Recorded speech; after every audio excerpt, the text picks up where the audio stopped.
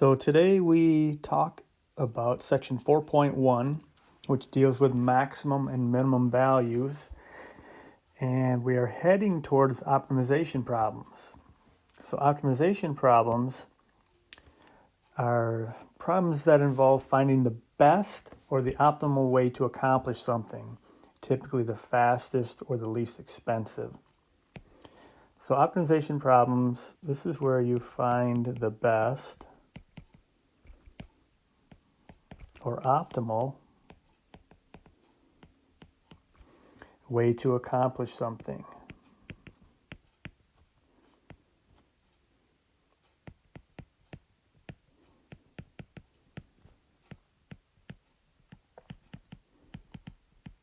So normally this means the fastest or the least expensive.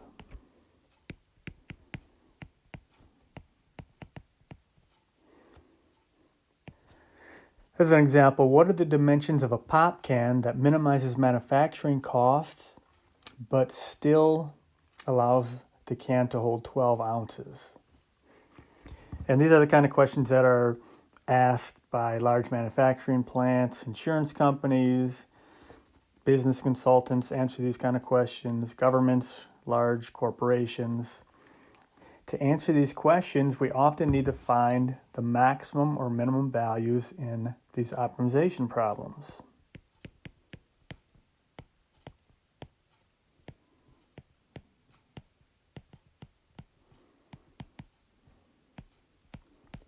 Maximum or minimum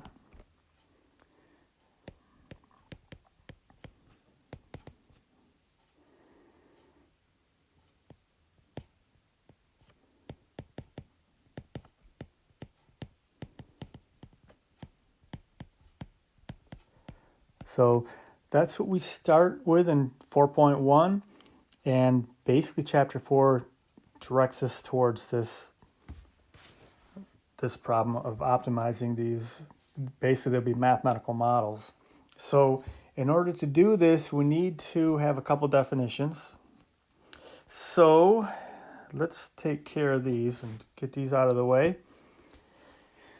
So here is a definition. So like most definitions, I'm not going to ever ask you to define something, but we have to have a working knowledge of these definitions. So let's let C be a number in the domain D.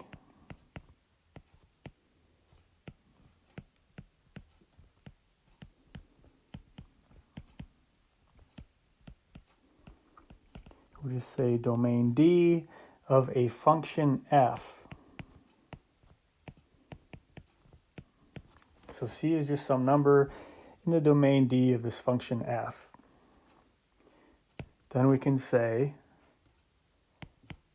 then f of C is the, just one thing to note here, f of C is going to be the y value, right? So C is a number, we're plugging this into the function, so f of C will be the y value, and f of C will be the absolute,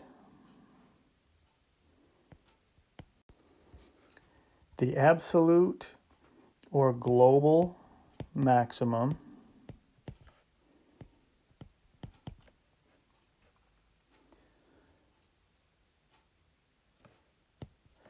So our book says absolute maximum. Other times you'll hear the phrase global maximum. It really means the same thing. So the absolute global maximum of f, of this function f, on D, this domain D, if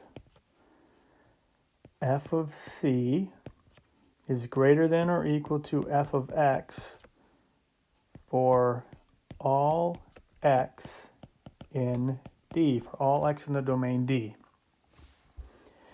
And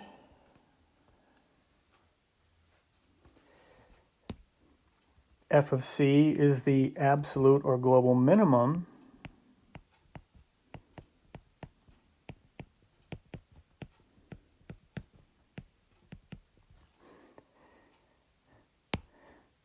So our book's going to say absolute minimum. Most books do say that, but sometimes if you've taken a previous calculus class, they may call it the global minimum.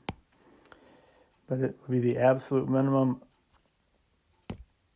of F on D if, and it's just the opposite of that, F of C is less than or equal to F of X for all X in the domain D. So these are referred to as extreme values. So whenever the book talks about extreme values, they are talking about absolute maximums or absolute minimums. And really what these mean, both of these mean the maximum or minimum value of the function in the entire domain.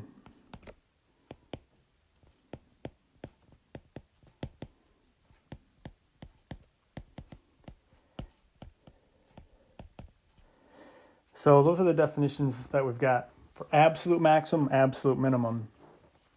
But there's another part to this, which is instead of absolute, local maximums and local minimums. And we have to be able to know what these are too. So we've got another definition. Whoops. All right, let's be consistent here. We've got another definition. This one we could say the number f of c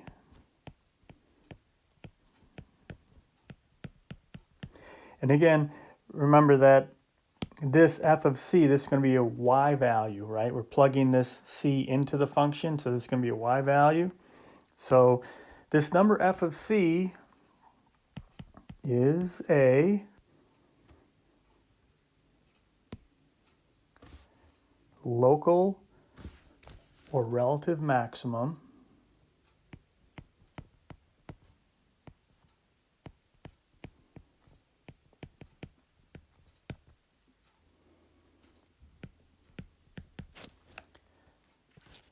of f if f of c is greater than or equal to f of x when x is near c. So maybe it's not the absolute maximum in the entire function, but locally it's the maximum whenever f of c is greater than or equal to f of x when x is near c. So that's going to be what we refer to as a local maximum, and other books sometimes call this a relative maximum. And then the other side of that is we could have a local or relative minimum.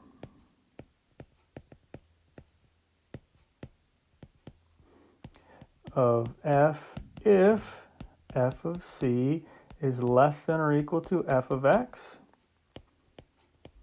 when x is near c. So these are 4 definitions that we need to know. Again, we don't need to be able to state them, but we need to have a working knowledge of them. So to mention one more thing about this, what this really says for these is that the local max or the local min, these are the maximum or minimum values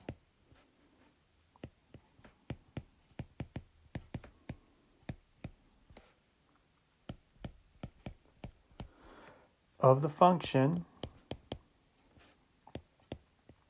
on some interval. So not in the entire domain necessarily, but on some interval. And it's a lot easier to talk about when we have a picture. So let's just get a picture of this so we can talk about this. So if we've got a graph, and let's say it goes like this. We've got this curve, it's got a little bump here, and then it comes up, something like this. Well, what we can see is that we've got right here, there's going to be some y coordinate, some point here. We could call it a local maximum. Like locally, around this area, this point is the maximum locally. And also around this point here, we've got some local minimum here. And then if you look around this point up here, we've got a maximum, we've got a local max, but also we've got an absolute max, right? Because this is the highest this graph, the highest value this graph takes on is right here.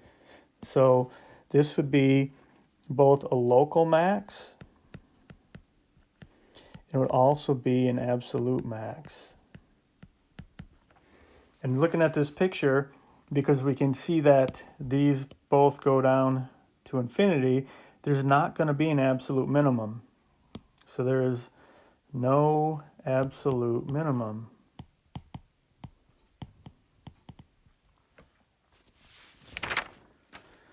So there's a couple little, I'll call them technicalities in this book. So there are a couple of areas that are not really agreed upon in how we define a couple of things. So let me just mention these.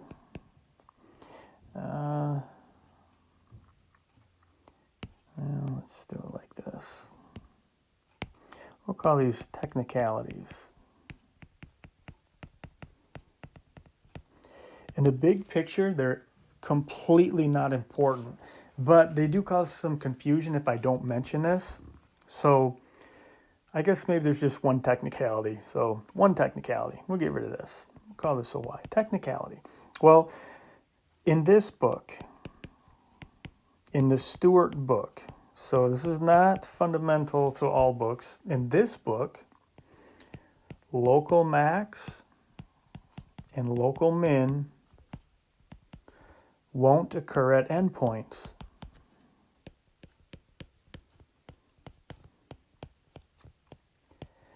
And when we start getting to the applied problems, this is not going to matter at all. But it just will matter when you're working on the homework. It might be confusing if I don't mention this. The Math 129 class that we teach here, which is applied calculus, in that class, this allows this to happen. But the reason this doesn't happen is because of the way Stewart originally defined this. In an older Stewart book, there's a more rigorous definition of this. And local max and mins were defined using open intervals. So local max and local mins didn't exist at endpoints because open intervals don't exist there on a graph. So the newer versions aren't as technical, so it seems kind of arbitrary, but there was a reason for it originally. So the thing we need to know, though, is that for our book, these local max and local mins only occur at peaks and valleys.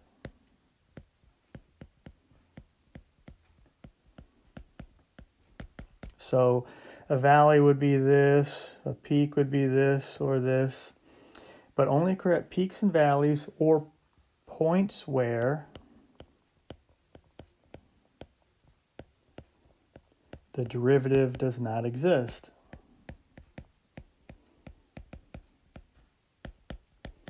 And again, this is completely unimportant when we get to the applied problems. Where the derivative doesn't exist, that would be like if you've got a graph that goes something like this. And we talked about these in section 2.8. But for us, local max and min only occur at peaks and valleys or points like this where the derivative doesn't exist. So a problem that I'm going to have us take a look at is page 283, number 3. And I'm going to try to draw it as good as I can here on this. And page 283, number 3, there's a picture here. And it looks something like this. We've got this y-axis. And we've got an x-axis. And we've got a graph that does something like this. Let's see, it goes down here, and it goes up here, down here, and back up here. And they've got this labeled A, B, C, D, R, and S. So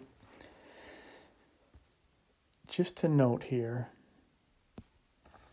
we've got an endpoint. We've got an endpoint of this graph right here. There's an endpoint here. So there's not going to be a local max here at S, and there won't be a local max here at A, because remember, in our book, local max and mins don't occur at endpoints. So just a little note here, there is going to be no local max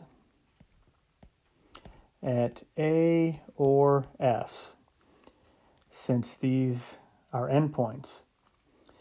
But if you look at this point S, at S up here on the function, that's the absolute maximum. So the absolute maximum is right here, but there's no local maximum there. So what about this point right here?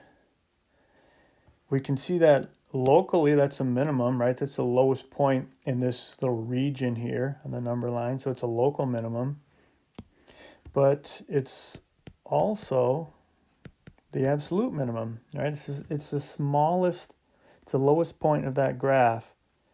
So it's actually also, it's also an absolute minimum. Okay, what about this point right here? It's a local minimum, right? It's a local minimum. So in our book, local minimums and local maximums can occur at peaks, valleys, and endpoints, or peaks and valleys and points the derivative does not exist, which looks like probably right there. And then up here, we've also got a local maximum.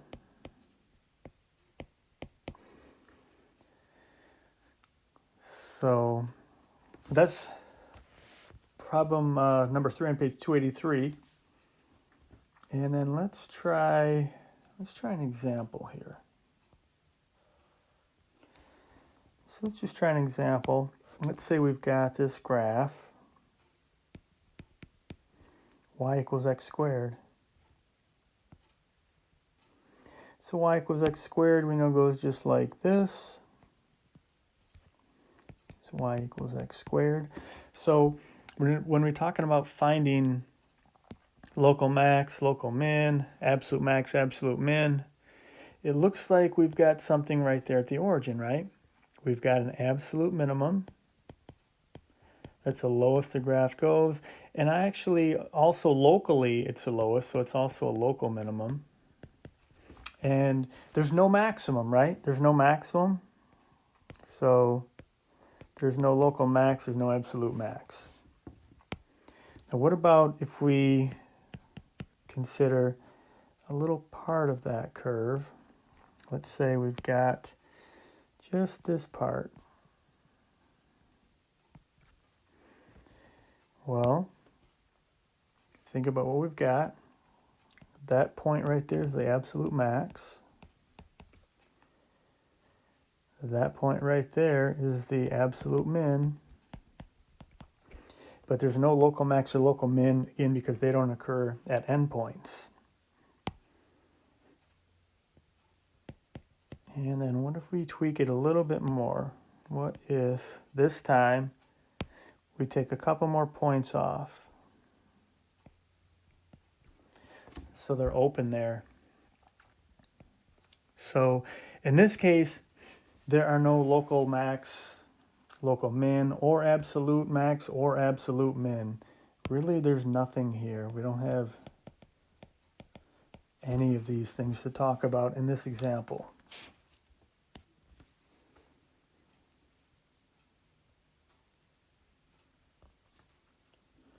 So there's a theorem we need to know about called the extreme value theorem. And it goes like this.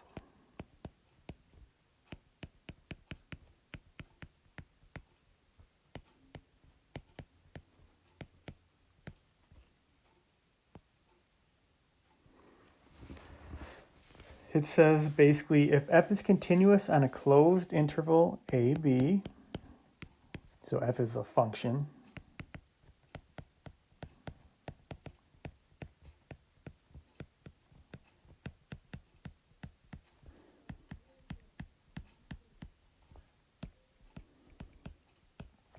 so this function is continuous on this closed interval a, b, then f attains an absolute maximum value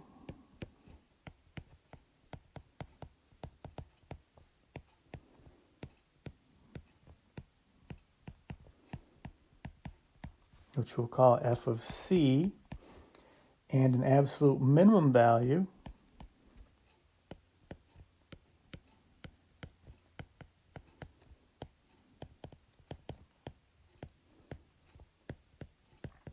which we will call f of d at some numbers c and d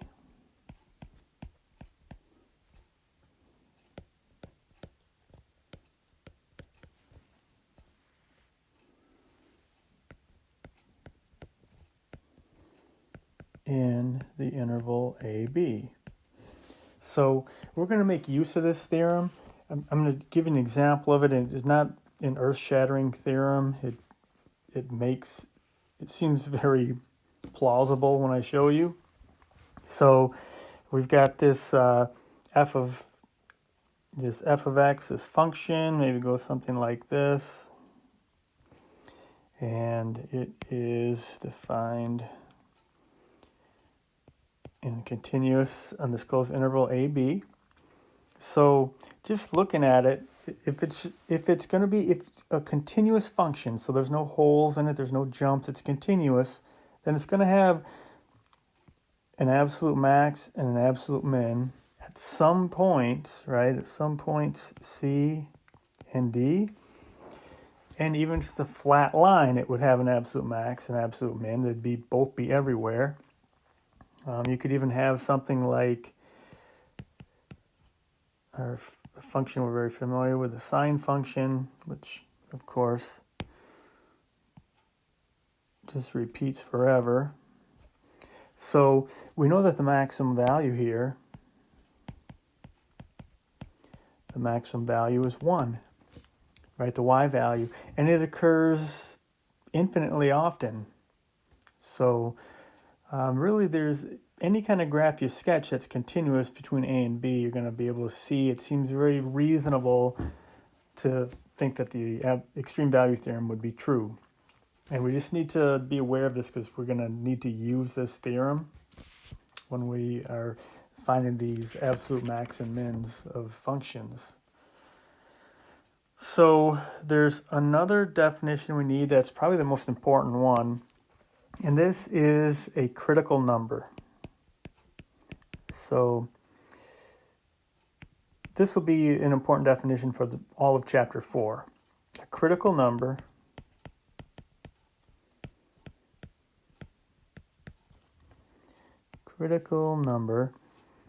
of a function f is a number c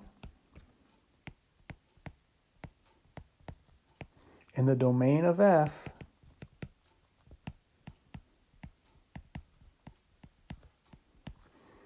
such that either f prime of c equals 0 or f prime of c does not exist. So these critical numbers occur wherever the derivative is equal to 0 or where the derivative doesn't exist.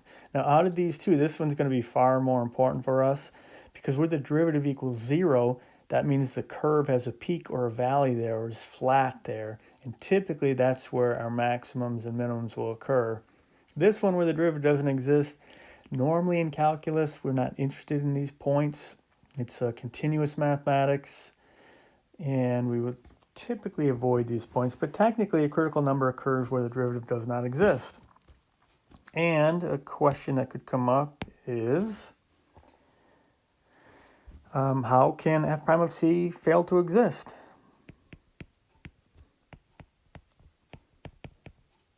F prime of c fail to exist. Well, this we covered back in section 2.8.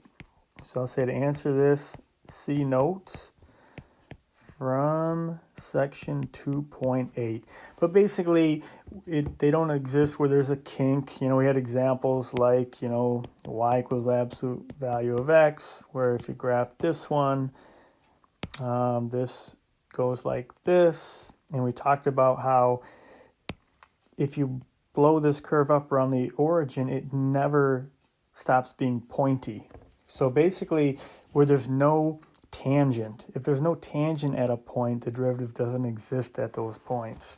So in section 2.8, we talked about kinks like this. This would be called a kink, or we could talk about where there's a discontinuity or where there's a spike. So just look on section 2.8 if you want to review those. So critical numbers are important because when we're looking for maximums and minimums, the critical number will often give you places to look for these.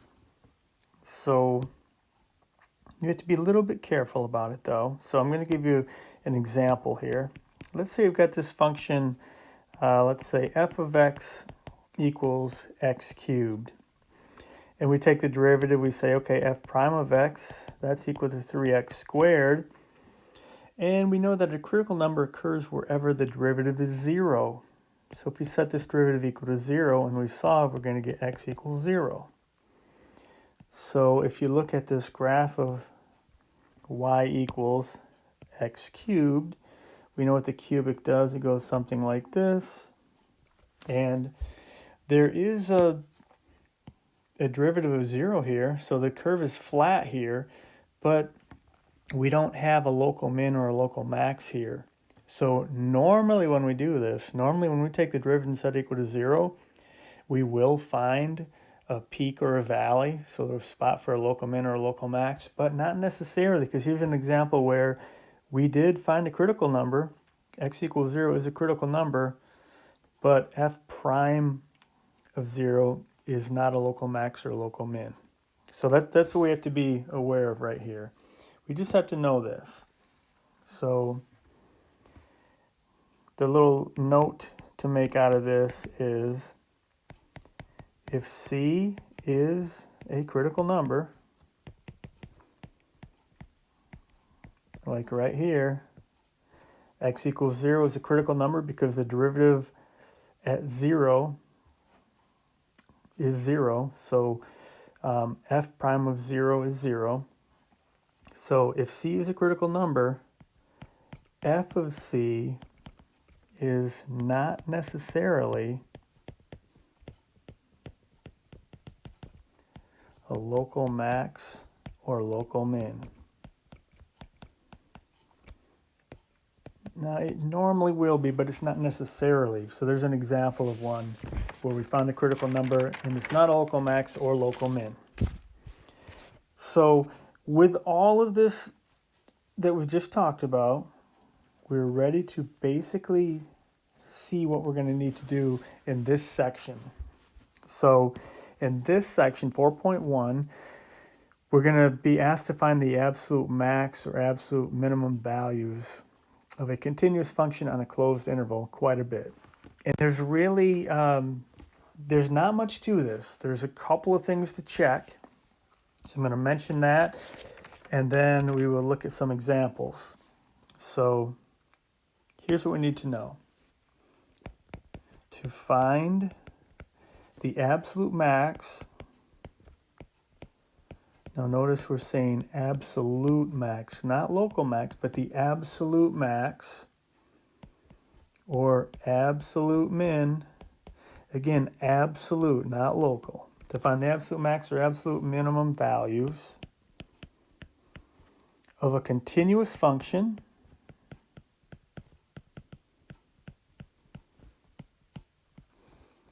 f on a closed interval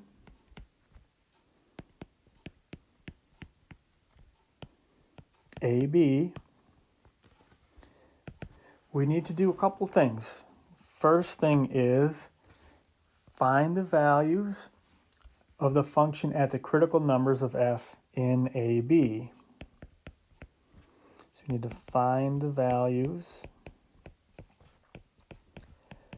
of the critical numbers, the values, let's say, find the values of the function, right? The values of f, the y values. Find the values of f at the critical numbers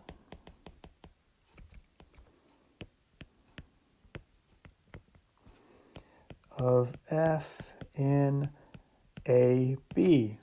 So what this is saying is these critical numbers, figure out where the derivative is 0. Where the derivative is 0 or where the derivative doesn't exist, those are critical numbers. When you find those critical numbers, you plug them into the function, right? You want the values of the function at these critical numbers. So you do that first. And the second thing we do is we find the values of f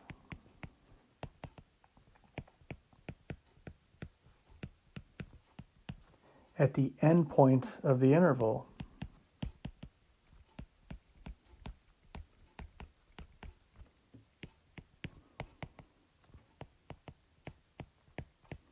So basically, the endpoints of the interval, that's really just saying f of A and f of B. And the reason we need to do that is when you find the critical numbers, you're going to find the peaks and valleys, right? Peaks and valleys. Well, you won't find them at the endpoints because the endpoints probably won't be peaks and valleys. So we need to check the endpoints also. And basically, this is all we need. When we've checked all the peaks and valleys and we've checked all the endpoints, if you just think of any kind of graph, if you've got some graph, let's say it goes like this. Let's say you've got this graph starts here, goes down, peaks, and then goes down like this. So on this interval, when we find the values of f at the critical numbers, well, the critical numbers are going to be wherever there is a peak or a valley. So here's a critical number. We'll find that point, and then we will plug in these points, and we're going to find that number, and we're going to find this number. Well, what we won't find is that, we won't find that point or that point, right? So we need to check the endpoints too. So in this case, this point, the endpoint is the local, or is the absolute minimum, whereas this point up here is the absolute maximum. So we need to check both of these. We need to check the function at the critical numbers, and we also need to check the function at the endpoints. And that should give us everything we need. So once we've checked those, we've got everything, and now the last step just says this. Step 3, I'm going to say this in one sentence. I'm going to do it this way. The largest or smallest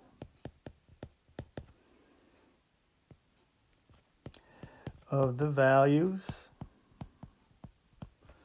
from steps 1 and 2 is the absolute maximum or absolute minimum value. So that's basically what we have to do. And I'm going to do a couple examples of this on the next video.